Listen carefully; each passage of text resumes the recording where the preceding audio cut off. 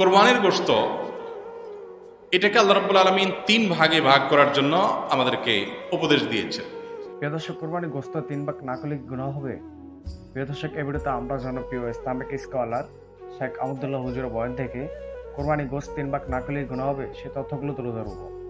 প্রিয় দর্শক, ভিডিওটি খুবই ইম্পর্টেন্ট, আর বেশি কথা বলে আপনাদের মূল্যবান সময়টুকু নষ্ট করবো না। আমরা এক এক করে সে তথ্যগুলো শুনবো। আত'আমুল কানিআ ফাকুলু মিনহা, তোমরা কোরবানির গোশত নিজেরা খাও।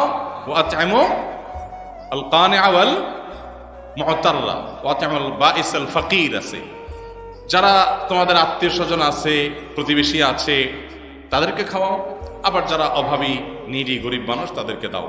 তার মানে নিজে খাবেন, আত্মীয় স্বজনদের মধ্যে হাদিয়া উপঢৌকন দিবেন, আর গরিব দুঃখীদেরকেও খাওয়াবেন। কিন্তু এই বন্টনটা এটা কোনো ফরজ বা ওয়াজিব না। এভাবে তিন ভাগে করতে পারলে ভালো, উত্তম।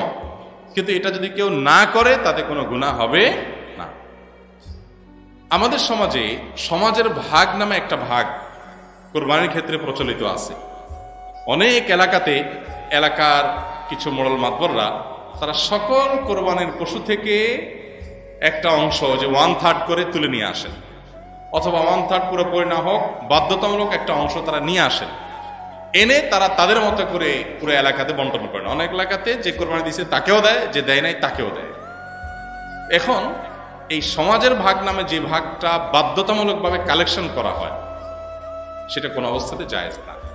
যদি বাধ্যতামূলকভাবে করা হয়, যদি জোরপূর্বক করা হয়। এখন আমার কোরবানির গোশত আমার কাছে নির্দিষ্ট কিছু গরিব আছে জানাশোনা, আমি তাদেরকে একটু দিব, কোনো গরিবকে একটু বাড়ায় দিব, কাউকে একটু কমায় দিব। আমার হয়তো আরো দূরে কোনো আত্মীয় আছে, তাকে আমি একটু পাঠাবো। এখন আপনি এসে সমাজের ভাগ নিয়ে আপনার মতো আপনি বন্টন করতেছেন। আপনি আমার থেকে নিয়ে আপনার মন মতো এভাবে বন্টন করবেন এবং সেটার জন্য সামাজিকভাবে এক ধরনের বাইন্ডিংস তৈরি করে দিবেন। এটা হলো জোরপূর্বক চাঁদাবাজির মতো। আমাকে আল্লাহ রাব্বুল আলামিন আমার সম্পদ দান করতে বলছেন, আমি সম্পদ দান করব, দান করলে আমি সওয়াব পাবো। আল্লাহ আমাকে উৎসাহিত করেছেন। এখন সমাজ থেকে যদি আমার কাছ থেকে বাধ্যতামূলক দানের টাকা নিয়ে যাওয়া হয়, নিয়ে তাদের মতো তারা গরিব মানুষকে দেওয়া হয়, ব্যাপারটা কেমন হবে? তো কোরবানির গোশতের ক্ষেত্রে অনেকটা এই পর্যায়ের অনেক এলাকাতে হয়। আমাকে অনেক ভাই বলেছেন এবং বিভিন্ন এলাকার ব্যাপারে আমরা খোঁজখবর নিয়েছি যে এরকম কিছু মানুষ তাদের মোড়লগিরি মাতবরি করার জন্য এটা একটা উপায় বাইর করছে। যে পরের ধানে পোদ্দারি একটা কথা আছে না, পরের ধনে পোদ্দারি। তো অন্যদের কাছ থেকে গোশত কালেকশন করে এনে উনি এবার এই প্যাকেট দিচ্ছে, ওখানে প্যাকেট দিচ্ছে, ইমাম সাহেবকে দিচ্ছে, মজলিন সাহেবকে দিচ্ছে, উনি এখন মোড়ল হয়ে গেছে। এই পরের ধনে পোদ্দারিগিরি করতে গিয়ে দেখা যায় যে আমি আমার কোরবানি গোশত খুশি মনে আপনাকে দিব না, কিন্তু আপনি জোর করে নিয়ে যাচ্ছেন। সিস্টেম দিতে হবে, উপায় নেই। জোর করা বলতে কি টানাটানি করা লাগে না, সিস্টেমটাই এমন করা হয়েছে যেটা না দিয়ে কোনো উপায় নেই। এরকম করা জায়েজ নেই। লা ইয়াহিল্লু মালু ইমরিইন মুসলিমিন ইল্লা বিতিবি নাফসি, হাদিসে আসছে কোন মুসলমানের সম্পদ তার মনের সন্তোষ ছাড়া জায়েজ নেই।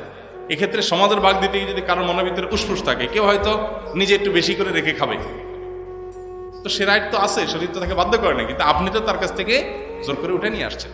তো এরকমটি করা জায়েজ হবে না। হ্যাঁ, যদি একটা গরুতে কয়েকজন অংশগ্রহণ করলেন, অথবা একটা ছোট্ট সমাজের কয়েকজন সম্পূর্ণ উইলিংলি তারা নিজেরা খুশি হয়ে দিয়ে কোনো একজনকে দায়িত্ব দেন যে তুমি সবাইকে সমান করে বন্টন করে দাও, বা গরিবরা সব ঘরে ঘরে যায়, তার চাইতে একটা জায়গা রেখে তুমি দিয়ে দাও, সবাই উইলিংলি করেছেন, সেটা অবশ্যই জায়েজ হতে হবে।